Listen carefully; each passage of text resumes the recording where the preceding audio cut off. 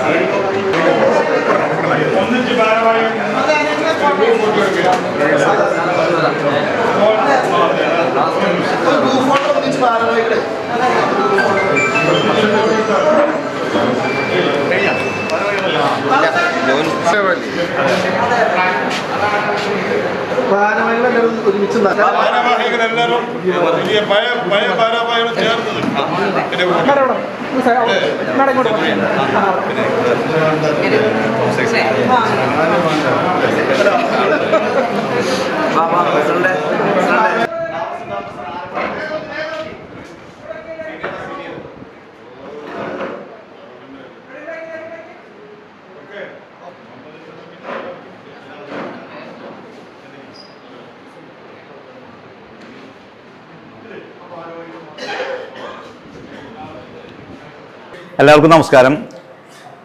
1994 Kerala panchayat Raj act നിലവിൽ വന്നതിന് ശേഷവും അതല്ലെങ്കിൽ 73ാം ഭരണഘടനാ ഭേദഗതിയുടെ ഭാഗമായി കേരള പഞ്ചായത്ത് രാജ് സംവിധാനം നമ്മുടെ രാജ്യത്തും കേരളത്തിലുമൊക്കെ നിലവിൽ വന്നതിന് ശേഷം നിരവധിയായ പ്രവർത്തനങ്ങളാണ് കേരളത്തിലെ ഗ്രാമീണ മേഖലയിൽ നടന്നു വരുന്നത്.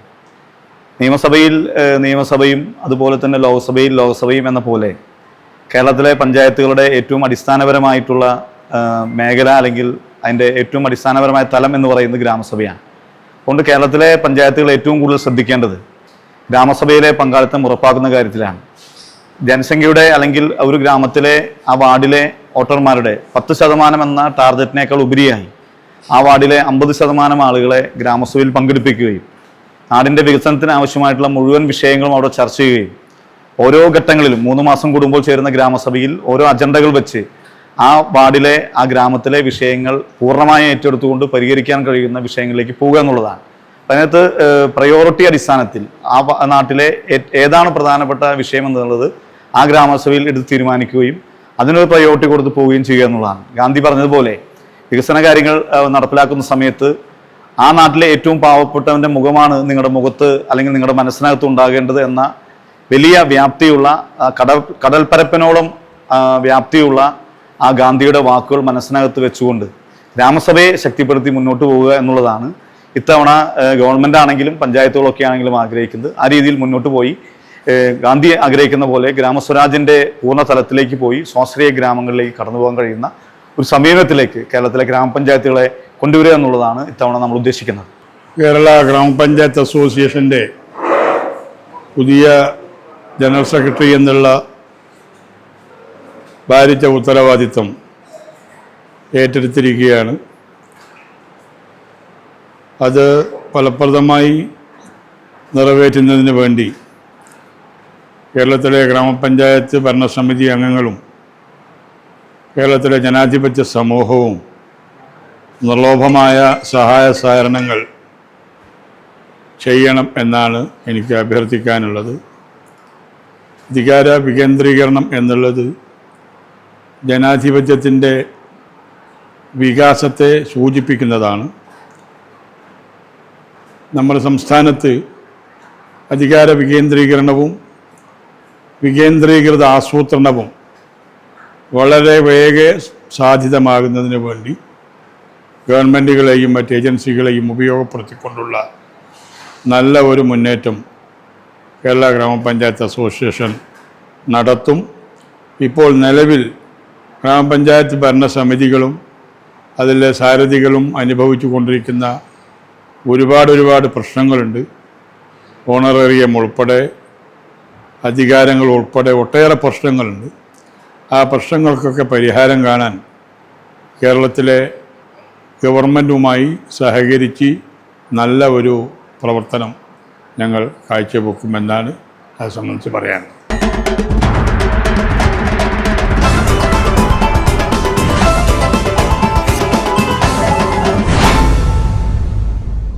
നേരറിവിൻ്റെ വർത്തമാനകാലത്തിൻ്റെ ശബ്ദം കേരള പഞ്ചായത്ത് വാർത്താ ചാനൽ ജനങ്ങളിലേക്ക്.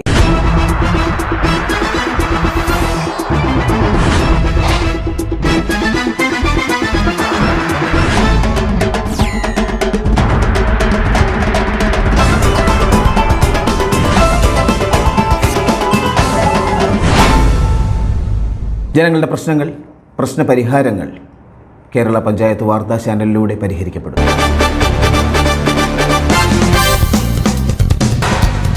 തദ്ദേശ സ്വയംഭരണ സ്ഥാപനങ്ങളിൽ നിന്നും അറിയേണ്ടതും ചെയ്യേണ്ടതുമായ കാര്യങ്ങൾ, അറിയിപ്പുകൾ, വാർത്തകൾ തത്സമയം ജനങ്ങളിലേക്ക് കേരള പഞ്ചായത്ത് വാർത്താ ചാനൽ.